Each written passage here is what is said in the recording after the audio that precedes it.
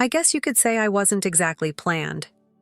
My name's Madison, and I came into the world as an afterthought, born to parents who already had their hands full with my older sister, Sophie, who was 10 at the time.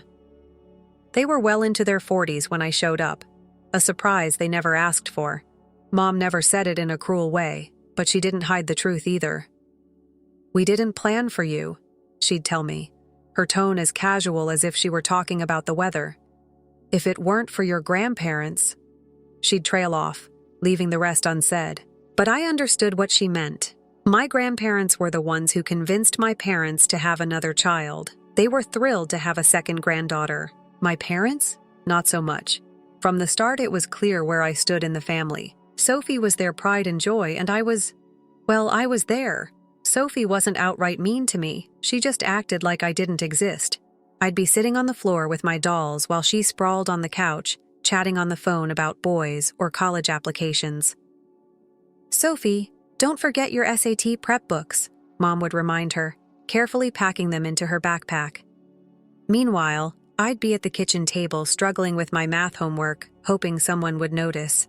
But help never came. Mom and Dad were too focused on Sophie, and when they weren't, they were dropping me off at my grandparents' house. "You wanted her," my dad would joke to my grandfather, keys jingling in his hand. "She's all yours." I spent more time at my grandparents' house than I did in my own. Honestly, it felt more like home. They picked me up from school, helped me with my homework, and took me to the park. Grandpa always had a knack for making boring things fun. He'd help me with math by turning it into a game, and I swear Grandma's kitchen smelled like cookies every single day. At night, when my parents finally came to pick me up, they'd look tired, like I was just another item on their to-do list. "Madison, say goodbye to Grandma and Grandpa," Dad would say, already halfway out the door. Grandma would wrap me in a hug so warm it made me forget how unwanted I felt everywhere else. "You're the best thing that ever happened to us," she'd whisper. And for a moment I believed it. That became my routine. Every morning, I'd get dropped off at their house and spend the day there, surrounded by warmth and love. Then at night, I'd go back to my parents', where things felt colder. When Sophie left for college, I thought maybe things would change. Maybe my parents would finally see me now that I was the only kid left at home. Maybe they'd actually want to spend time with me. But I couldn't have been more wrong. The day after Sophie left, Mom's voice cut through the air the second I walked through the door. "Madison, the house needs cleaning. Start with the bathrooms." It wasn't a request. It was an expectation, and that's how it went. What used to be Sophie's chores became mine, along with a whole list of new ones. Dishes, laundry, dusting. I was expected to do it all. "You live here. You need to contribute," Dad would say whenever I hesitated. "Your sister always did her part." I wasn't sure if that was true or not, but it didn't really matter. The chores kept piling up. By the time I was 14, I had graduated from cleaning to cooking. It wasn't a slow transition. One morning, Mom just stopped making dinner. "You're old enough now," she announced over breakfast. "We expect dinner to be ready when we get home from work." That night, I made spaghetti. It was overcooked and kind of mushy, but it was edible. They ate in silence, and when Dad finally looked up from his plate, all he said was, "Tomorrow, try something with chicken." No thank you, no good job, just instructions for the next meal. I got used to it, though. The endless chores, the silence, the feeling of being invisible unless someone needed something from me. The only thing that kept me going was the thought of college. Every night, after the dishes were done and the house was quiet, I'd sit in my room and scroll through university websites. I'd imagine myself walking across a campus far away, somewhere I could finally start fresh, somewhere I'd finally belong. But before I could even apply, Sophie came home with news that turned our entire world upside down. Sophie came home one Sunday afternoon, practically glowing. She waltzed through the front door with a tall, well-dressed guy trailing behind her, both of them grinning like they'd just won the lottery. "Mom! Dad!" Sophie squealed, dragging him into the living room. "This is Eric. We're engaged." Everything after that felt like a blur. Mom started crying, happy tears streaming down her face, while Dad pulled out his phone to call every relative we had. Within minutes, they were talking about wedding plans. "We'll pay for everything," Mom declared, hugging Sophie like she was the most precious thing on earth. "Our first daughter's wedding has to be perfect." I stood there in the corner, watching it all unfold. Nobody even acknowledged me. The house turned into Wedding Central overnight. Every conversation revolved around venues, flowers, and guest lists. It felt like money was pouring out of thin air: designer dresses, premium caterers, a ridiculous ice sculpture. Whatever Sophie wanted, she got. My grandparents came to the wedding, of course. They didn't say much about the extravagance, but I noticed Grandma frowning at the champagne fountain and Grandpa shaking his head at the ice sculpture. They kept quiet, though, staying in their usual supportive roles. Meanwhile, I kept my head down. I did my chores, cooked dinner, and silently counted down the days until I could leave for college. Then, 2 years later, the acceptance letters came. I'll never forget that night. I sat at the dinner table with 3 envelopes spread out in front of me, my top choices. I'd worked my ass off for this moment, juggling schoolwork and housework while maintaining straight A's.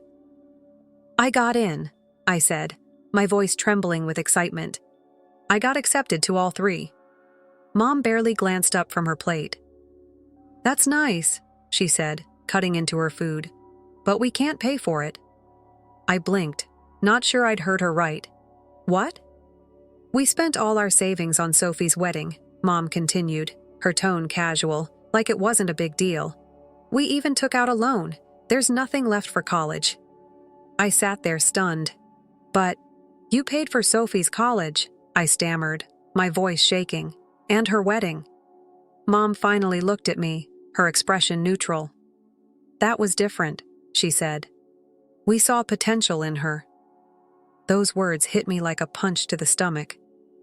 The silence at the dinner table was suffocating, and I could barely breathe. "You should get a job," Dad added, not even looking up. "Take out a loan. That's what responsible adults do." I pushed my chair back and stood up without a word, my hands shaking. I didn't even bother excusing myself. For the first time in my life, I left the table without asking permission. I grabbed my phone and called the only people who'd ever truly been there for me. Within minutes, I was standing at my grandparents' front door, tears streaming down my face. Grandma pulled me into her arms the second she saw me. "Oh, sweetheart," she whispered, holding me tight. "Tell me what happened." I told them everything between sobs, how my parents had refused to pay for college, how they said they saw more potential in Sophie. Grandpa's face grew stern as he listened, but there was a glimmer in his eyes I couldn't quite read. When I finally finished, they exchanged a look. "Madison," Grandpa said, taking my hand. "We've been expecting this." I frowned. "What do you mean?" Grandma squeezed my hand gently. "We've watched how they've treated you all these years," she said softly. "We knew they might do something like this." Grandpa stood up and walked to his study. When he came back, he was holding a folder. He sat down and opened it, revealing a stack of bank statements. "We've been saving for your education since the day you were born," he said. "You can choose any of those colleges. We've got you covered." I stared at the folder, overwhelmed. You did this for me?" "Of course we did," Grandma said, smiling through her tears. "You've always been our priority." That night, I went back to my parents' house and packed my things. I didn't take much, just what I needed. They barely noticed when I told them I was moving out. "Whatever you think is best," Mom said, her eyes never leaving the TV. Was that relief I heard in her voice? I moved in with my grandparents, and the next few weeks were a blur of college preparations. They helped me with everything, from filling out forms to buying supplies. For the first time in my life, I felt like someone actually believed in me. When I finally started classes that fall, it felt like stepping into a new world. Everything was fresh and exciting. The material was challenging, but I loved every minute of it. Each lecture, each assignment, felt like a step away from my old life and toward something better. My professors noticed my enthusiasm right away. Soon I was staying after class to discuss complex financial concepts with them. For the first time, someone outside my grandparents saw potential in me. By my second year of college, I was thriving. I had landed a part-time internship at a reputable financial firm, and my professors kept pushing me toward bigger opportunities. It felt good to finally be seen for my potential, something my parents never did. Every week, I called my grandparents to check in. They were always so proud of my progress, and they never missed a chance to remind me how loved I was. But during one of those calls, Grandma's voice had a different tone. "Madison, there's something you should know," she said gently. "What's going on?" I asked, already bracing myself. "It's about Sophie," Grandma continued. "She's struggling. Her marketing job hasn't worked out, and Eric's been bouncing between jobs. They've been asking your parents for money. A lot of money." I wasn't surprised. Sophie had always been the golden child, but she'd never been good with responsibility. "They're helping her?" I asked, my voice flat. Grandma sighed. "Your mother emptied her retirement account last month to help them with rent."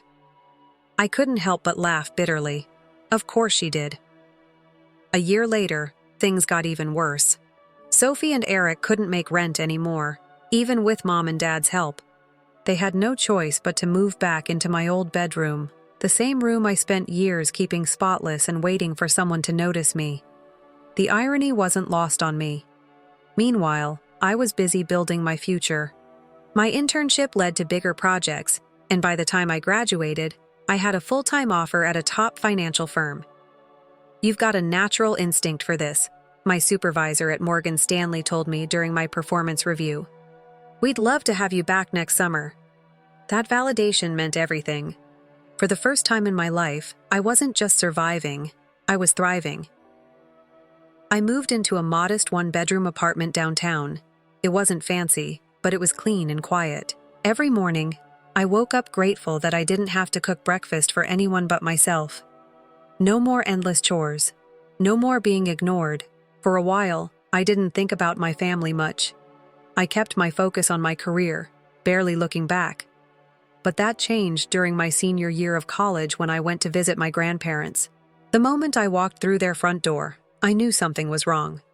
Grandma's usual warm smile seemed forced, and Grandpa, who was always quick with a joke, sat quietly in his armchair.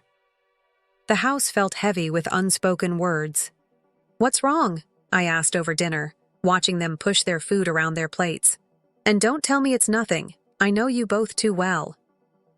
They exchanged a look, one I'd seen too many times before. Finally, Grandpa cleared his throat. "Your parents came to see us last week," he said quietly.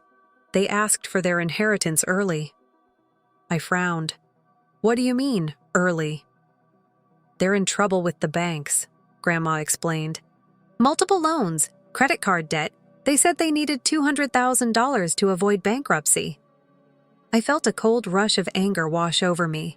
"And you gave it to them?" Grandpa nodded. "We had to, Madison. They're still our daughter and son-in-law, despite everything." Most of their savings, gone. After everything my parents had done, after all the years they ignored me and poured their attention into Sophie, they had the audacity to ask my grandparents for money. "They'll never change," I said, shaking my head. Grandma reached across the table and squeezed my hand. "We know you're angry, sweetheart. But what's done is done. We'll be fine." But I wasn't fine. I was furious. I threw myself into work after that. My hard work paid off, and I climbed the ranks quickly. By my late 20s, I was making more money than I ever dreamed of.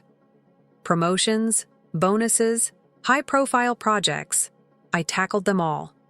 Within a few years, I had enough saved for a down payment on my own house. The day I signed the mortgage papers, I couldn't help but think about my parents and Sophie. They had always been reckless with money, never planning for the future. And here I was, buying my first home, a symbol of everything I'd built on my own. I hadn't spoken to my parents in years. Then came the call that changed everything. Grandpa had suffered a massive heart attack. By the time I reached the hospital, he was gone. Grandma, who had been by his side for over 50 years, seemed lost without him. Her spark was gone. Less than 2 months later, she passed away too. Losing them felt like losing my anchor. They had been my real parents, the ones who saw me, loved me, and believed in me. Without them, I felt adrift. While I was arranging Grandma's funeral, I heard a voice I hadn't expected. "Madison," my mother said softly, standing behind me at the funeral home. Do you want some help with the arrangements?" I turned to face her. She looked older, more tired than I remembered. Part of me wanted to tell her to leave, but something in her expression made me hesitate. "Sure," I heard myself say. That would be nice. Helping my parents plan Grandma's funeral was surreal. We sat together in a cramped office, picking out flowers and going over the service details like a normal family. For once, there was no tension, no awkward silences. It felt strange. After the service, Mom and Dad started opening up more. They looked exhausted, like life had finally caught up with them. "We're barely making ends meet," Dad admitted one afternoon while we were picking out flowers. Mom nodded, her voice quiet. "And with Sophie's twins, they need so much." "Wait, what? Twins?" "4-year-old boys," Mom said with a tired smile. "Tommy and Jake. They're beautiful, but it's been hard. Sophie and Eric are still struggling. They moved in with us." "Of course they did." I kept my face neutral, but inside, I felt that familiar bitterness creeping in. It was the same pattern all over again. Sophie made a mess of her life, and my parents bent over backward to clean it up. Still, I went along with it. I started coming over for family dinners, helping with repairs around the house, even bringing gifts for the twins. They were cute kids, and it wasn't their fault their parents couldn't get it together. Over time, things seemed to improve. My parents started asking about my job, my apartment, my hobbies. They actually listened for once, and it caught me off guard. One Sunday dinner, as we were finishing dessert, I cleared my throat. "I've been thinking," I said, watching Dad struggle to get up from his chair. His knees weren't what they used to be. "This house isn't really suitable for you anymore. It's too big, and the stairs are a hazard. I want to buy you a new place. Something smaller, 1 story, easier to maintain." Mom's eyes widened. "Madison, you don't have to do that." "I want to," I insisted. "You've done a lot for Sophie. Let me do this for you." Their reaction surprised me. Actual tears of joy filled Mom's eyes, and Dad looked genuinely touched. We spent weeks house hunting until we found the perfect place, a cozy ranch-style home in a quiet neighborhood. It had wide doorways, no stairs, and a beautiful garden out back. "This is perfect," Mom said, wiping her eyes as we stood in the kitchen. "We need to have a proper housewarming party," Dad added, his face lighting up for the first time in ages. "Let us handle it. It's the least we can do."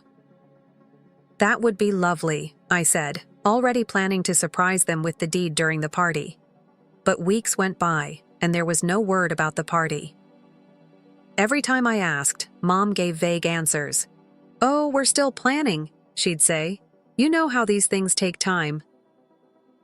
Something felt off. One evening, after another dodgy phone call from Mom, I decided to check Sophie's Facebook profile. We weren't connected, but her page was public. There it was. A post from that same afternoon.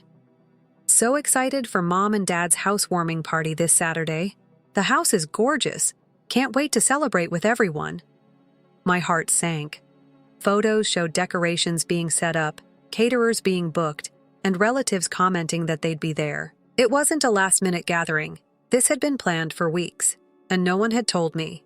That Saturday, I parked my car a block away from the house I bought. Music and laughter drifted through the air as I approached. Through the front windows, I could see dozens of people milling about. Relatives, friends, Sophie's social circle. I slipped inside quietly. The front door was, of course, unlocked. They weren't expecting any trouble. I followed the sound of my father's voice to the living room. "And after all these years of hard work, we finally did it," he was saying to a group of guests. "Bought our dream home." Mom beamed beside him. "And don't forget about Sophie. She helped so much with the down payment. Such a wonderful daughter." Someone commented, "Unlike some people." Mom nodded. "You know, our younger daughter hasn't helped us at all. Probably too busy with her career to care about family." That's when I decided I'd had enough. "Actually," I said loudly, stepping into the room. The chatter stopped, heads turned. My parents froze, their faces going pale. "Madison..." Dad's voice wavered. "What a surprise." "I'm sure it is," I said, walking further into the room.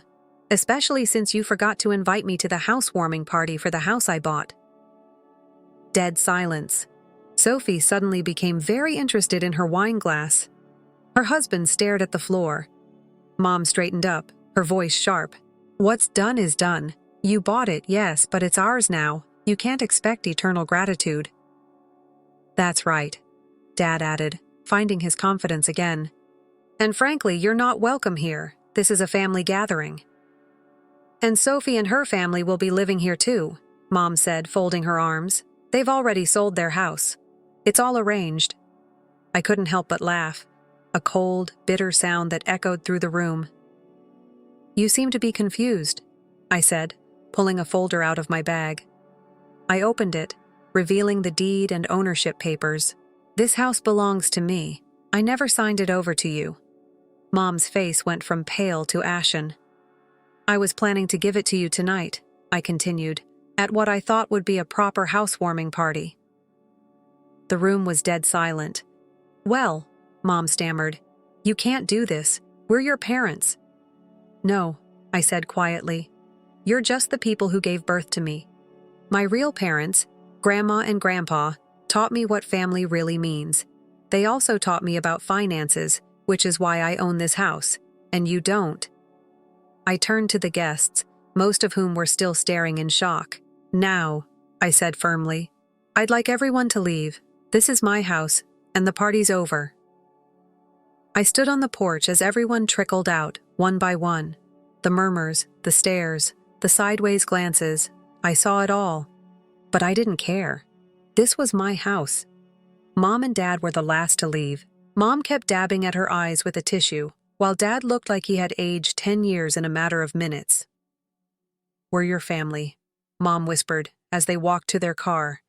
"This isn't how family treats each other." I crossed my arms, keeping my voice steady. "Funny, that's exactly what I've been thinking for years." They got in the car without another word and drove off into the night. A few weeks later, I learned that my parents had used the money from selling their old house to buy a small apartment. Sophie, Eric, and the twins moved in with them, the four of them, crammed into a tiny space. I heard through the grapevine that things weren't going well. Sophie was still job hopping, and Eric was barely contributing. The twins were a handful, and my parents were struggling to keep up. They tried calling me. I blocked their numbers. They sent emails. I ignored them. Eventually, even their attempts to reach out stopped. I sold the house a month later. It wasn't hard to find a buyer. Houses in that neighborhood didn't stay on the market long. I put the money in my savings account, knowing I'd put it to good use someday. Life moved on. My career flourished, and I kept climbing the ranks at my firm. Every day felt like a step further away from the girl who once sat at the kitchen table, waiting for someone to notice her. But every once in a while, memories of my grandparents would come rushing back. Grandpa's wink when he said, "The best things in life aren't planned." Grandma's hugs, the way she made me feel like I was the most important person in the world. I missed them. I always would. One day while walking through the park, I saw a young family, a mom, dad, and their little girl. The parents were laughing, taking turns pushing her on the swings. The girl's giggles echoed through the air, pure and full of joy. I stood there for a moment, watching them, a lump forming in my throat. Someday, I'd have my own family, and I promised myself that my children would never have to earn my love or fight for my attention. I'd love them equally, unconditionally. The way my grandparents loved me. Story 2. I always knew I was second best as a child. I'm the younger daughter, and my name is Isabella, although everyone calls me Bella. And what did your normal middle-class family look like? The golden kid was my sister, Catherine Katie, who was 3 years my senior. She had the good fortune to have naturally blonde hair that appeared to capture the sun perfectly in every picture. Mom never missed a chance to photograph her ideal angel for social media or the family album. I was anything from unattractive. My aunt described me as having an intriguing face, hazel eyes, and my own type of lovely black hair. However, fascinating wasn't enough in our home. I was recently there, and Katie was the norm. The partiality was overt. When I needed something, we would spend whole weekends at the mall while Katie got new outfits. See you next month, my love. Because she needed more area to study, Katie was given the larger bedroom. On her 16th birthday, she received an automobile. I purchased a watch for myself, not even a very pleasant one. The real kicker was when we each graduated from high school. Our parents hosted a huge celebration for Katie's graduation. Dad said with pride that they will cover the cost of her college education. She intended to pursue a career as a bank manager. Everyone joined him in toasting to her promising future. I graduated 3 years later with grades that were even higher than Katie's. I can vividly picture myself seated at our kitchen table. In front of me, as I watched my parents exchange awkward looks, were college acceptance letters. Sweetheart. Mom began to look away from me. We just do not now have the funds for college. Due to Katie's tuition and the challenging market, Dad got in. Perhaps you might save up some cash by working for a year or two. I was struck into silence as I sat there. The same parents who had recently purchased a new laptop for Katie's college studies were claiming they were unable to pay for my education. I sobbed myself to sleep that night, but I would never again weep for their partiality. I began looking for a job the next morning.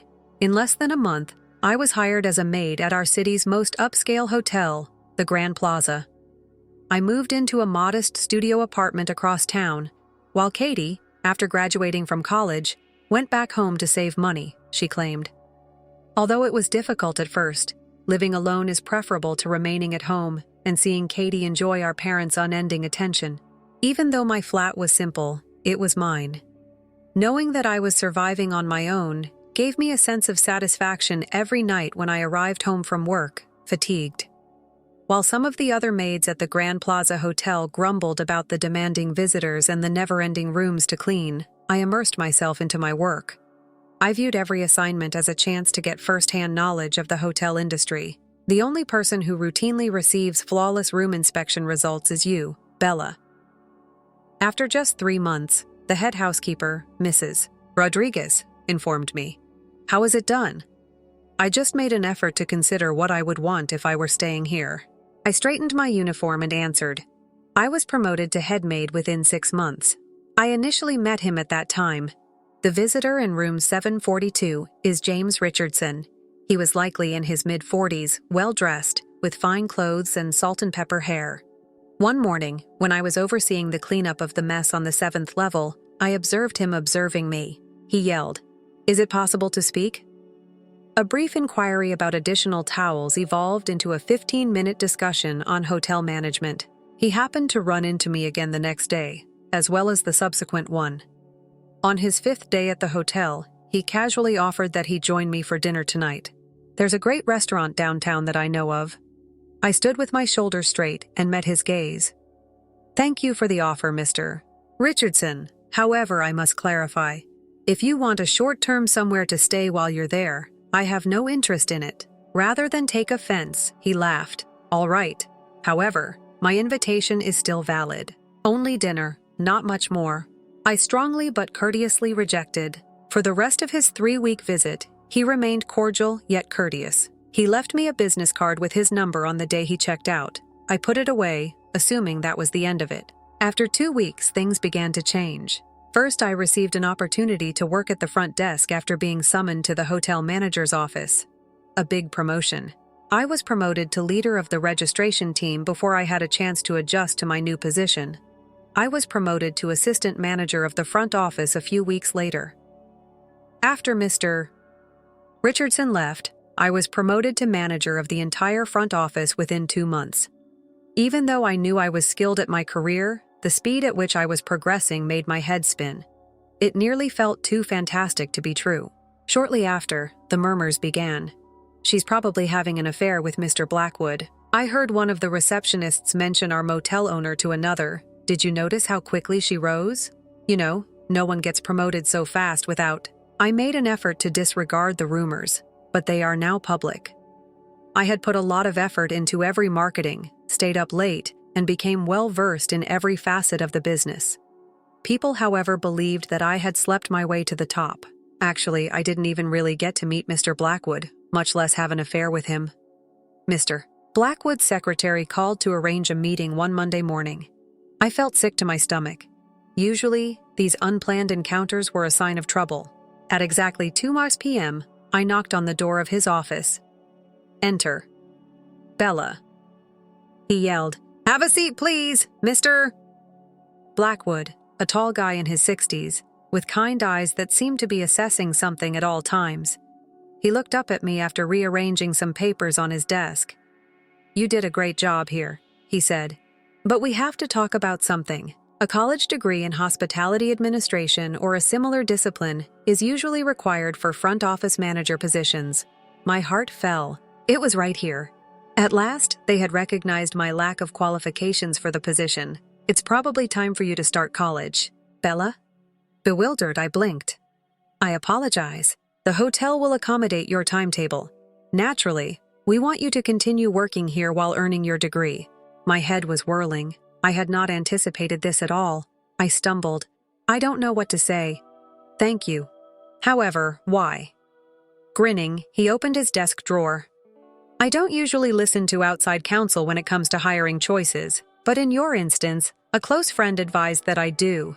He slipped a business card across the desk after taking it out. "Call this number if you want to know why your career has just taken such an exciting turn." My breath caught as I took up the card. Mr. Richardson had given me the same number months prior. I sat in my apartment that night and looked at the card for an hour before I picked up my phone. I phoned with trembling hands. "I wanted to know when you would call." The second ring was answered by that same voice. "You. Do you and Mr. Blackwood have a friendship?" I was able to inquire. James laughed. "We've been friends for 30 years. He has faith in my ability to recognize talent. Therefore, each of these promotions was obtained." He made a deep cut. "I only advised him to consider your potential. You did everything you accomplished on your own initiative." That night, we spoke for hours on end. He described how he had observed my work while he was there and was struck by my attention to detail and innate leadership skills. Something about me reminded him of himself in his younger years. That determination to succeed in spite of all obstacles. He had invited me to the same restaurant 2 months prior, and we went there for dinner 2 days later. I said yes this time. The next week, I started college and declared hotel and restaurant management as my major. James was there for me at every turn. Helps me study practically as well as emotionally. Describing his experience in business, teaching me stuff I couldn't learn from a textbook. Our bond grew organically. There was no dramatic moment when everything changed, no romantic gesture of grandeur. We just got closer every day until it felt as natural as breathing to be together. He said to move in with him. One evening, 6 months after that first phone contact, we were sitting on his penthouse balcony, looking out over the city lights. A month later, we were married in a short but exquisite ceremony, and I moved from my little studio into his opulent penthouse apartment. "Girl, you hit the jackpot," my buddy Sarah screamed over coffee one afternoon. "Successful, gorgeous, and truly pleasant. Those types of men aren't meant to exist." I chuckled, but she wasn't incorrect. James was all I could have wished for in a marriage. He encouraged my schooling, acknowledged my work successes, and made me feel appreciated, something I'd never experienced growing up. Family get-togethers were, to put it mildly, interesting because of my newfound contentment. It was difficult for Katie, who had always been the center of attention, to hold a man's attention for longer than a few weeks. She was having a successful job at the bank.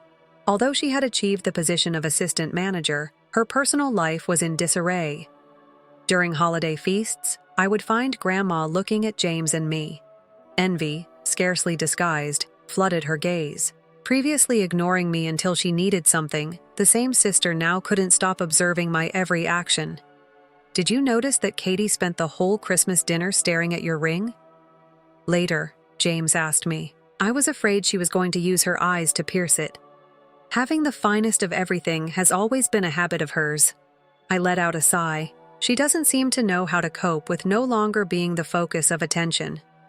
When my parents began their effort to get Katie married off, things became much more difficult. At every family get-together, Mom would corner me. When she needed something, she would say, "Sweetheart," in that sugary way. James must have some good buddies, surely. Ones that are alone. You know, Katie isn't getting any younger. Dad was blunter. James is the kind of accomplished person your sister deserves. You ought to assist her. Family is what it is. I didn't miss the irony. My favorite daughter's parents, who were unable to get funding for my schooling, were now attempting to take advantage of my connections. James must have a large network of qualified business people. At Easter dinner, Katie herself cornered me in the kitchen and said, "One day. Why haven't you shown any of them to me?" I actually gave my sister my whole attention. Her flawless golden hair remained, but I had never seen such a desperate edge in her eyes. Perhaps it's because I don't want to be in charge of other people's romantic lives. I gave a thoughtful response. Furthermore, meeting a wealthy person isn't the only goal of partnerships. Katie, she yelled, "Easy for you to say. You have the wealthy hubby already." I knew I had made the proper decision to keep my distance as I left that conversation. I was uneasy with Katie's approach to finding a rich man for some reason. She seemed to be searching for a reward rather than seeking affection. I believed that I had at last discovered my happily ever after. On the surface, it appeared like I was correct during the following 2 years, but things started to alter gradually, almost subtly at first. Little things were the first. James started arriving home from work later and later. His work excursions, which used to be sporadic, became more regular. At first, I made justifications for him in my thoughts. He was busy. He was needed by the firm. This was only a short-term stage. "I'm sorry, sweetheart. A board meeting in emergency." He would text if he didn't have supper. I got ready. He would hardly glance up from his phone as he said, "This trip might take 2 weeks instead of 1. The more days went by, the more empty our house felt. I spent a lot of time alone in our rooftop apartment, and the sound of my heels reverberated throughout. I finally determined one evening that enough was enough. Determining to have an honest discussion about what was happening to us, I waited for him to wake up. "We must speak, James." When he entered at 11 p.m., I remarked. He gave me a look I had never seen him make before. Chilly, remote, almost irritated. "Indeed we do." The incident that followed seemed to be from someone else's life, rather than mine. He stated bluntly, as though he were talking about the weather, "I want a divorce. I no longer love you." To be honest, I don't think I ever did. It seemed as though someone had hit me in the gut. "What?" "If there's a problem, James, we can fix it. Nothing needs to be worked on. Bella, it's finished. My attorney will contact you." After then, everything happened at warp speed. I received divorce papers within a few days. I had no claim to anything because of the prenuptial agreement I had signed, which I had assumed was only a formality. Nor his money, nor the apartment, not even the furnishings we selected in a fog. With nowhere else to go, I crammed my personal belongings and clothes into 3 bags. I gave my parents a call. "I have to spend some time with you, Mom and Dad." "Until I figure things out," I answered, trying not to crack my voice. I should have understood everything from the stillness on the other end. "Oh, sweetheart." There was a hint of fake pity in Mom's words. "We are currently undergoing renovations. The guest room is in utter disarray. I propose to sleep on the couch." Dad, you see, jumped right in. "The living room is also being painted. You are also aware of this house's tiny size." Each of their justifications was more obvious than the one before it. The barely disguised joy in their tones was the most painful thing. In fact, they were pleased that I had fallen from favor. I attempted to immerse myself in my job after finding a little flat across town, but all of a sudden, nothing was happening there either. All of my reports were returned with revisions. Every choice I made was scrutinized. At last, I was summoned to Mr. Blackwood's office. The man who had supported my career was now unable to look me in the eye. He shuffled papers on his desk and murmured, "Bella, you might be better off thinking about alternative options. We are pleased to offer a reference. After losing everything for a month, depression struck me hard. I hardly got out of bed. My family's silence was deafening. Not even an SMS to see if I was still alive, not even a call. Sarah is a blessing. Rise." One morning, she stormed into my flat with bagels and coffee and demanded, "I don't recognize this Bella. There was a life for the Bella you knew." I whispered to my pillow, "No." She pulled open my curtains. "I know a Bella who is a warrior. The person who began her career as a maid and rose to the position of manager. The one who worked a full-time job and attended college. Somewhere, is that Bella still there?" Thank heavens. I had always handled money carefully. I had saved money on my own from years of working and living below my means, even with the prenuptial agreement. At least I had learned one valuable lesson from James. Have a backup plan at all times. I stared at my ceiling one restless night. I was struck. I was well versed in the hotel industry. From running the front desk to cleaning the restrooms, I had done it all. I was aware of what worked, what didn't, and above all, what the visitors truly want. I intend to start my own hotel. The following morning at breakfast, I told Sarah. Her coffee almost suffocated her. "It's ambitious. Although I have funds set out for launch expenses, I will require investors. My phone is already compiling lists, and I am certain of the type of hotel I want to build," I remarked. I started networking at a charity event for aspiring company owners, wrote a thorough business plan, and poured myself into my research. My idea for a boutique hotel that would blend luxury and individualized service was adored by 2 investors I met. It was a terrible first year. I filled in for every position when necessary, handled reception during the day, and completed paperwork at night. When my maid got the sick, I once had to take care of the house for 3 days. However, each tiresome time seemed different. I was constructing something for myself this time. The hotel started to make money gradually. Word got around about our meticulous attention to detail and individualized service.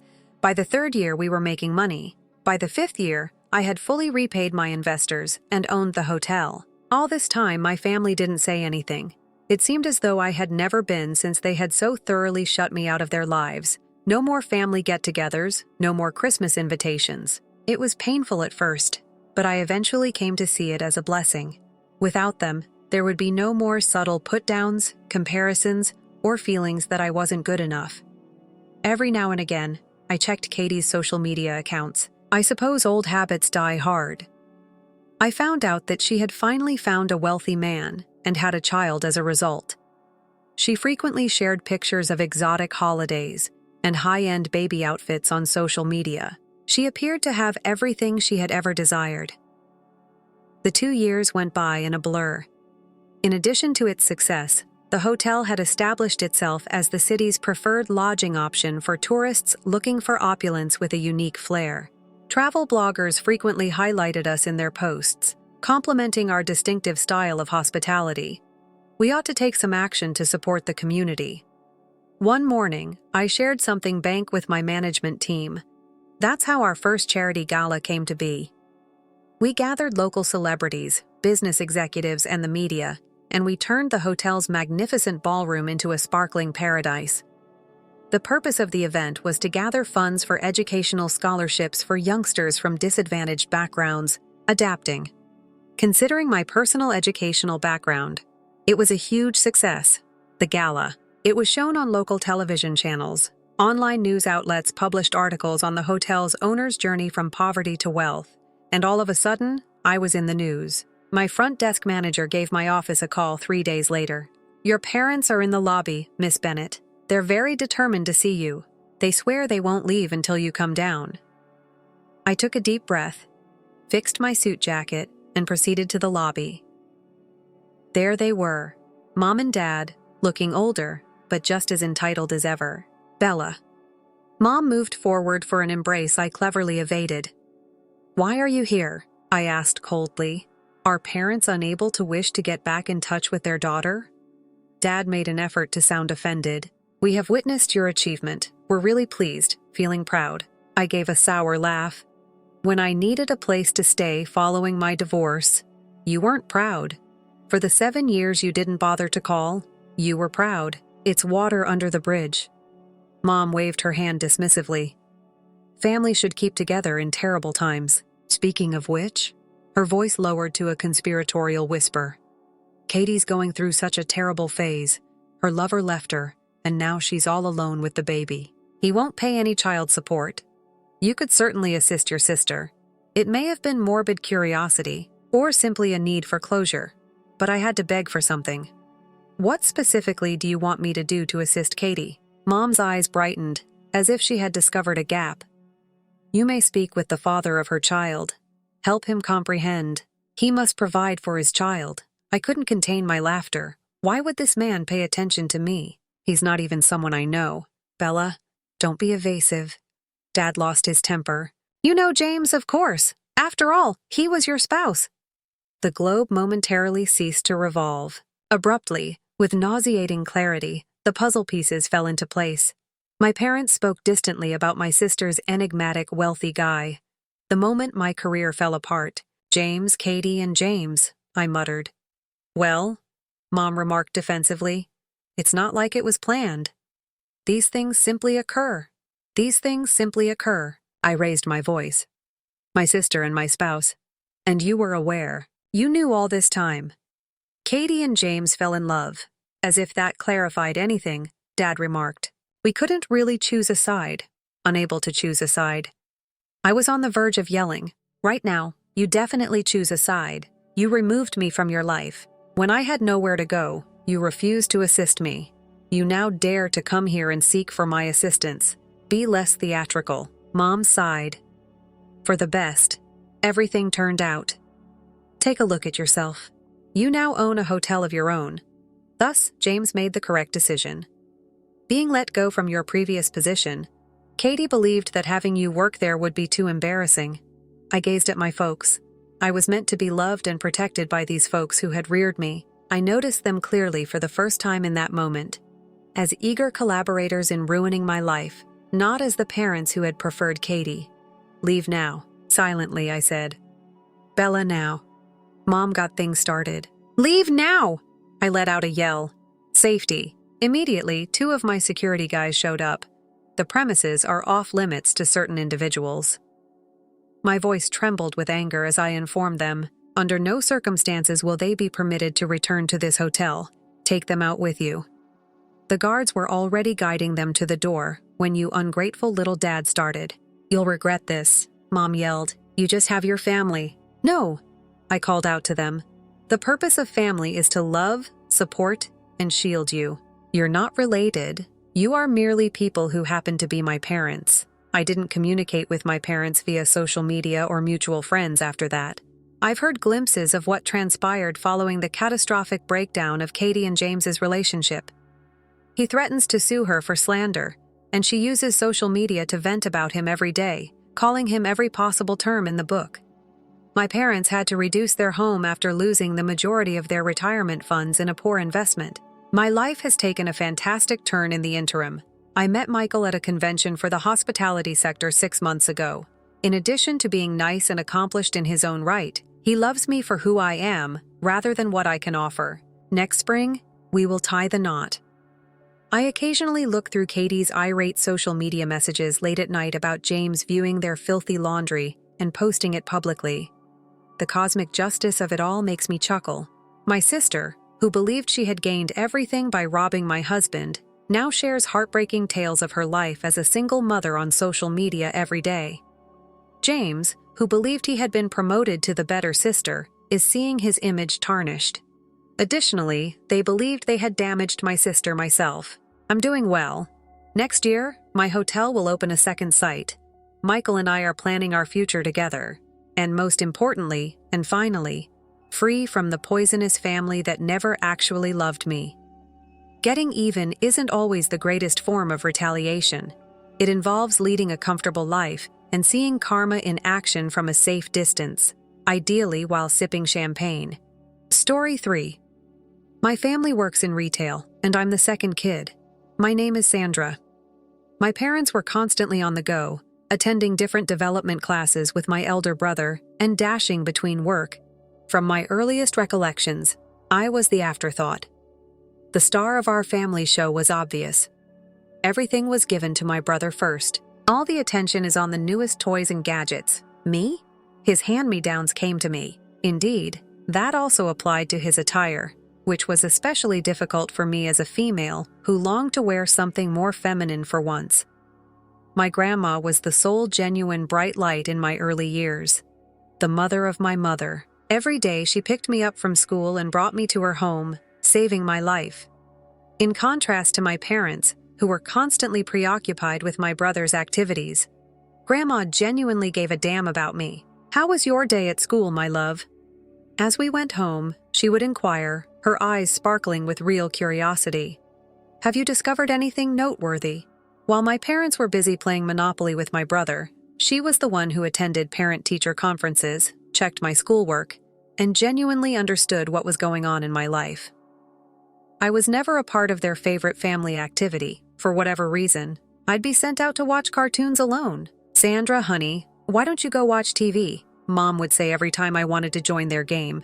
"You're not familiar with the rules." In our household, things essentially operated like that. Being independent was something I learned early on. Preparing my own meal, tidying my room, and completing my assignments on my own. Not because my parents were awful individuals. Their beautiful kid was born just now, and I wasn't the one. I can now, however, understand how those early experiences influenced who I am. My brother was being groomed to become their future business whiz. I was becoming more self-sufficient and independent. I gained self-care skills, discovered my own path, and, above all, realized the importance of having a support system like my grandmother. The day I purchased that superhero comic book, everything changed. Standing in front of the magazine rack, I had been saving my pocket money for weeks, counting every cent until I had enough. I was right when I thought I was going to find a whole new universe. "Is it something you really want to spend your money on?" the shopkeeper inquired, probably used to children purchasing sweets in its place. I said, holding my priceless acquisition, "Yes, I'm sure." I had trouble sleeping that night. The comic book's artwork was captivating. I found myself using my fingers to trace the lines, seeing how the painters used just paper and ink to convey emotion and movement. I picked up some notebook paper and began drawing the following morning. My initial designs were crude stick figures with shaky lines, but I worked on them whenever I could, during lunch breaks, after homework, and even during certain math lectures. My drawings soon began to get better, and then I had an epiphany. What would happen if we made our own superhero? During lunch one day, I recommended someone different from my regular group of pals. "Like what?" my buddy Lisa inquired, genuinely intrigued. "What about a hero that assists homeless animals and youngsters in need?" I proposed drawing on my notepad beforehand. Just someone who genuinely cares, without any fancy superpowers. My pals adored it. Together, we got to work on it, brainstorming stories over lunch. We would all give ideas as I drew preliminary drawings. We saw our hero come to life, an ordinary individual who made the decision to change things. During class, our homeroom teacher, Miss Thompson, noticed us sharing our most recent humorous tale. One day, rather than being upset, she requested to see it. I hesitantly handed up our work, fearing detention. "This is amazing, Sandra," she murmured, turning the pages. "For the school newspaper, would you think about doing anything similar?" Before I knew it, our tiny cartoon was appearing in the school paper. In the halls, other kids began approaching me to inquire about the upcoming installment. I was recognized for something I made, not as someone's sister, for the first time in my life. My brother became aware that I was receiving attention. At home, he would grumble, "It's just some stupid drawings," evidently irritated that I was being discussed rather than him. Then came the day of the career. Everyone was asked by Miss Thompson what they hoped to become when they grew up. "A designer," I murmured without thinking as I got to my feet. There was a cheer from the entire class. "It makes perfect sense. Your artwork is fantastic. You would be ideal for it." Miss Thompson gave a kind grin. "With your skill and commitment, that's a great decision, in my opinion." "Sandra, I couldn't wait to tell my folks since I was so thrilled. I told them about my dream during dinner that night. A creator. Mom chuckled, glancing at Dad. That's not a legitimate job path, honey. Dad stated that you must think like an entrepreneur if you want to succeed. Take a look at your brother. He already knows the fundamentals of business. However, I'm not interested in doing business. I objected. I want to make stuff. Making products won't cover the expenses. Mom waved her hand dismissively at my fantasy. You must have common sense. Disappointed and hurt, I went to the one individual I knew would be sympathetic. Grandma. Her eyes brightened as I told her about my dreams and showed her my sketches. She gave me a hard embrace and whispered, "My talented girl. Hold on right here." She surprised me the following day with a set of professional paints, an easel, and actual canvases. That wasn't all, though. She transformed her spare room into a dedicated art studio for me after clearing it out. As time passed, my brother received his high school diploma. With all the expected fanfare, my parents threw him a lavish graduation celebration. His entire family, as well as all of his acquaintances, were invited. His announcement of his desire to attend college during dinner, just after the festivities had ended, is still fresh in my mind. Down. With a pleased wave of his acceptance letter, he announced, "I got accepted into the economics program. This family will never have seen a wealthier businessman than me. Just keep an eye on me. Our boy is that." Dad lifted his drink and smiled. "That's what I refer to as future planning. We'll all be proud of you." Mom brushed away tears of joy. "We always knew you were destined for big things." I was in my senior year of high school at the time, dividing my time between creating my art portfolio and attending regular lessons. With its walls covered in paintings and sketches, my tiny workshop at Grandma's had become my haven. Each single creation seemed like a step closer to my goal of becoming a designer.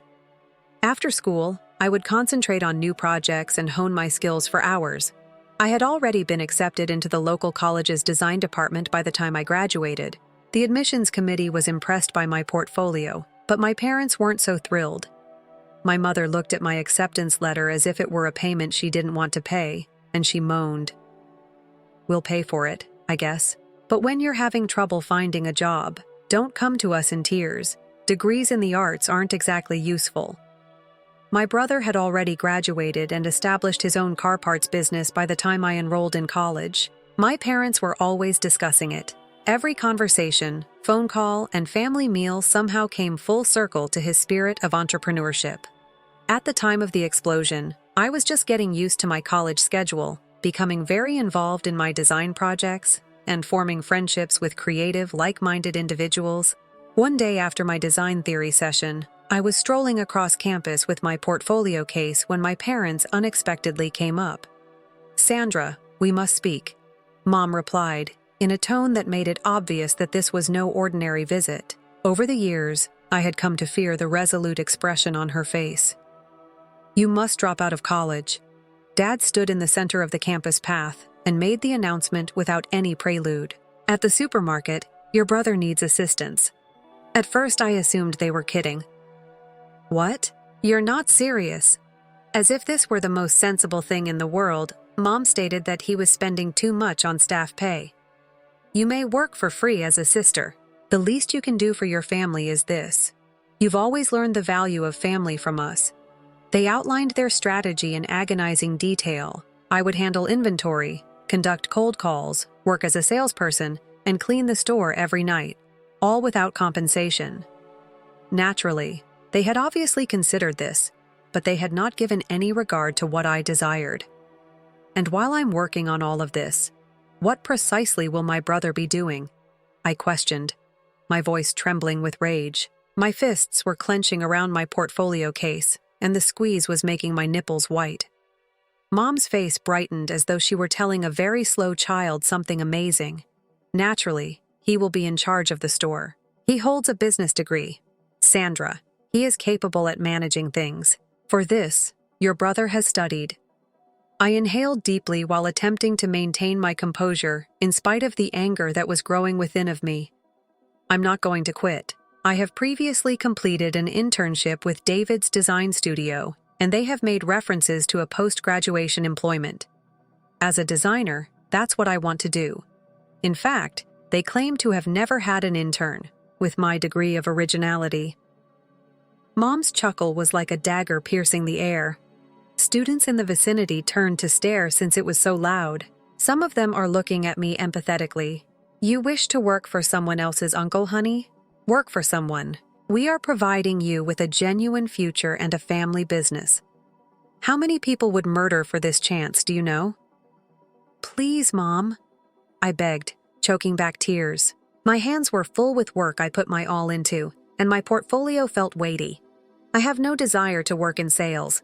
I have no desire to manage a business. I'd want to sketch. I'd want to make something. I do it well. According to my instructors, I possess genuine talent. I could even have a legitimate career in this profession, according to Professor Jenkins. Bills are not paid by talent. Mom's face hardened and she snapped. However, you're being obstinate about this. After adjusting her jacket, she faced her father. Right now, we're heading to the administration office. We will inform them that we are withdrawing our tuition payment and that you are no longer a student here. My heart stopped beating. The globe appeared to slant to one side. Please don't do this, parents. For once, please listen to me. We're discussing my future here. There is nothing to talk about, Mom remarked icily.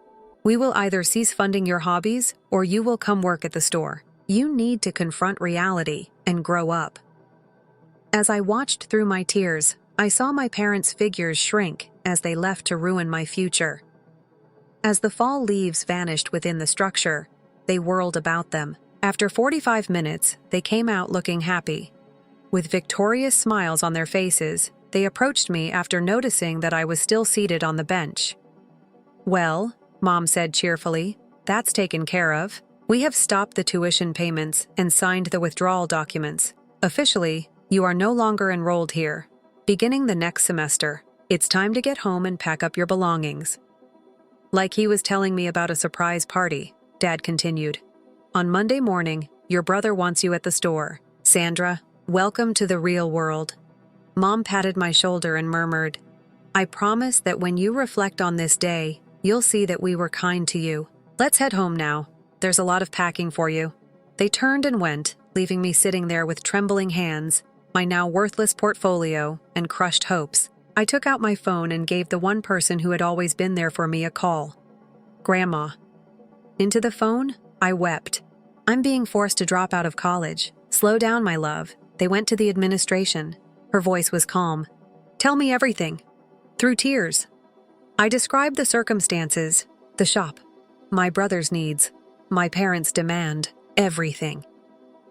Grandma listened silently, only letting out little sighs of disapproval here and there. Don't bring anything, she stated firmly, once I was done. Tomorrow, I'll be down there. This is the end of this nonsense. You simply concentrate on your academics.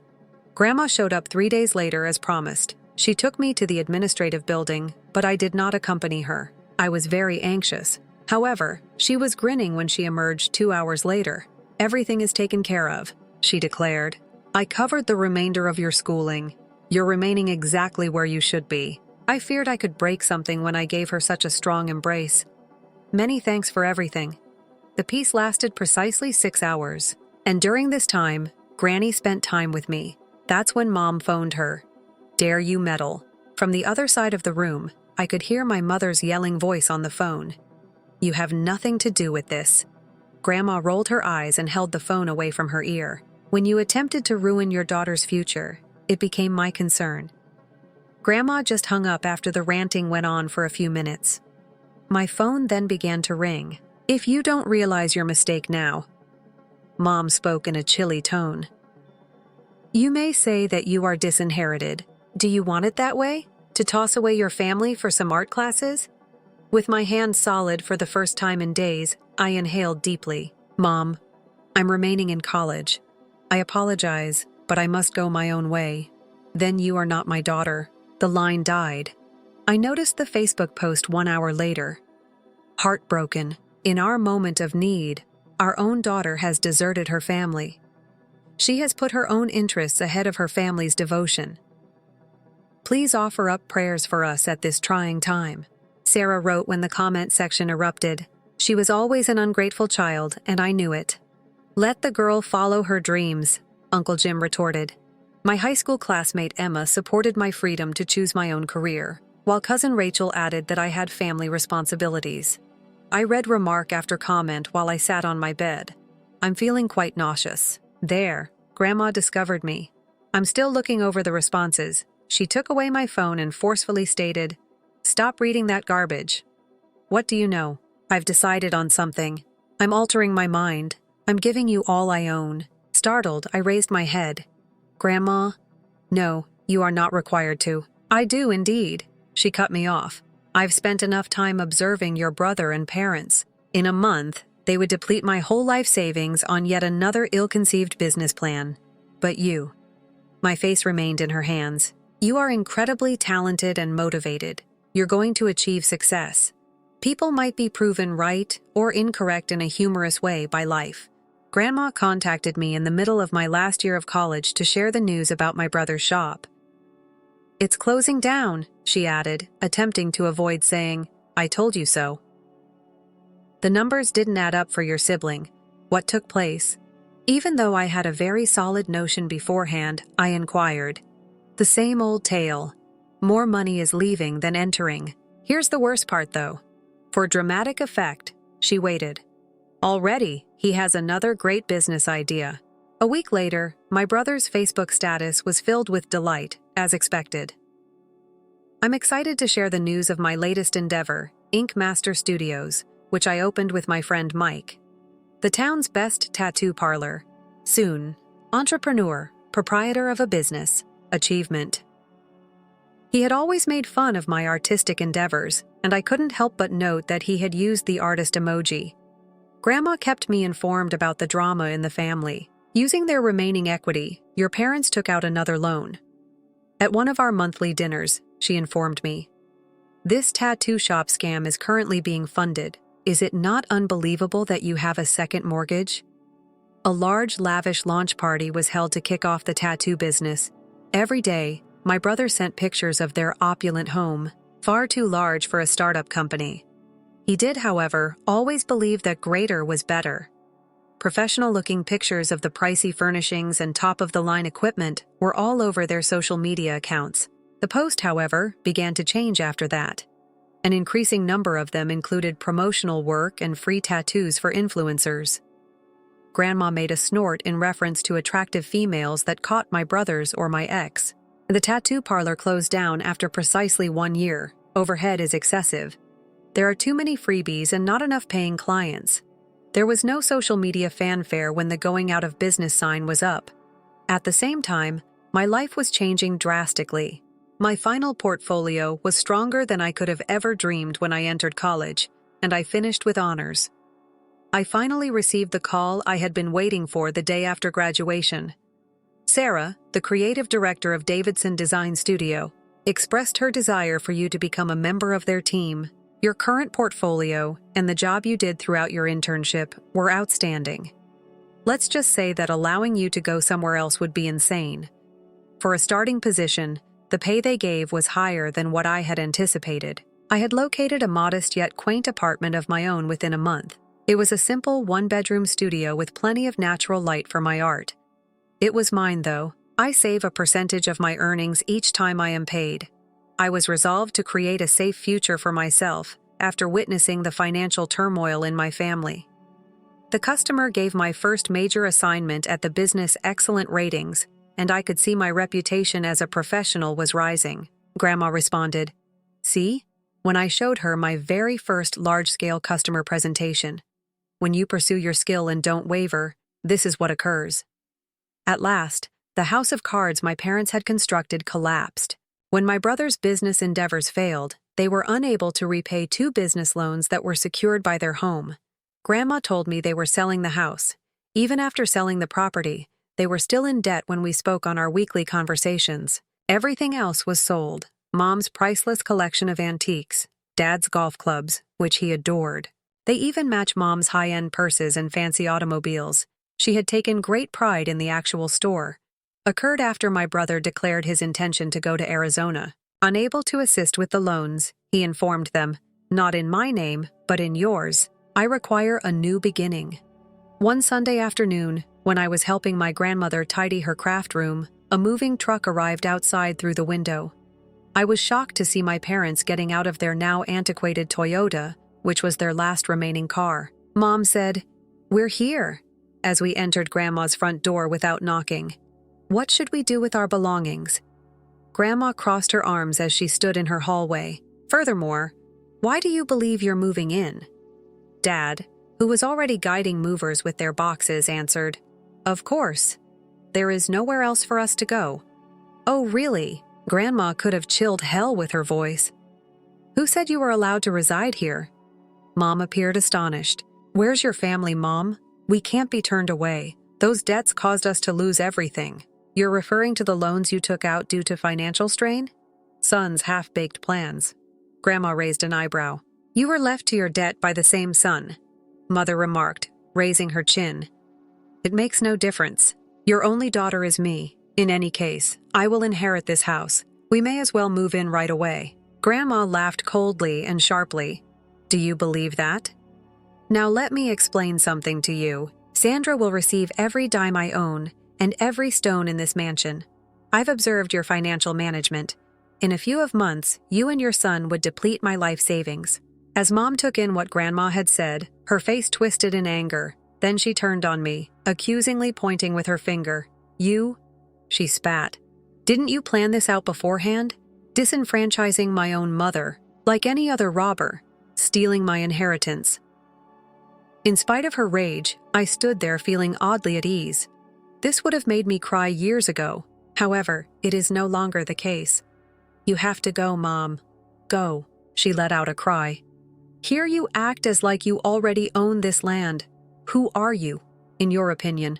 In your grandmother's home, issuing commands?" Now Mom was having a good time, years of bitterness leaking forth. "You are such a petty snake. You first left the family company. After that, you made my mother oppose me, and you're standing there now, acting superior to us." I said, "Please go, Mom. You're not welcome here, and this isn't your home." "Not welcome," she burst out laughing. "Her daughter is me, her sole child. You're also just..." Before she was done. Walking ahead, Grandma put her arm around my shoulders. She stated strongly that she is the only one who has ever felt completely at home here, the only person who valued this home more than its market worth, the only one who, rather of using plans and expectations, filled it with delight and inventiveness. "Now leave my house, you two, and take your boxes with you." They didn't go quietly. Until the very end, Dad tried to bargain as Mom ranted and shouted all the way down the driveway. Grandma and I watched them load their boxes back into the truck while we stood in the doorway. 3 years have passed since then. As is often the case, life has gone on. I continue to work at Davidson Design Studio, where I was elevated to lead designer on a number of significant projects. Rebranding a nationwide coffee business was my most recent job, and it recently took home an industry award. Since that day at Grandma's house, I haven't talked to either my brother or my parents. On social media, I occasionally come across posts from my brother. Every time he launches a new business, he says it will be his big break. Grandma and I have only gotten closer, even though I know from family rumors that my parents live in a little apartment across town. I contributed a portion of my funds to her home's renovation last month. I created everything myself, including fresh color palettes, original wall art, and even some one-of-a-kind furniture that I commissioned from regional craftspeople. Grandma enjoys flaunting it to her pals. All of this was done by my granddaughter. Everyone who comes over hears it from her. Everything was her own creation. She did an amazing job, didn't she? I occasionally sit in the kitchen, where I used to do my schoolwork after school, and listen to her proudly giving tours when she has meetings for her garden society or bridge club. Every time I see it, I grin. She looked to me yesterday with a sparkle in her eye as we sat on her recently renovated back porch, sipping tea and taking in the sunset. "Do you know what my finest investment to yet has been?" she inquired. "What is that? Do you have to pay for college?" Squeezing my hand, she said, Some choose to invest in real estate or equities. I put money into your aspirations, and look at how successful that was. I was unable to dispute that. I felt totally at peace with all of my decisions as I gazed about at the lovely place we've made together.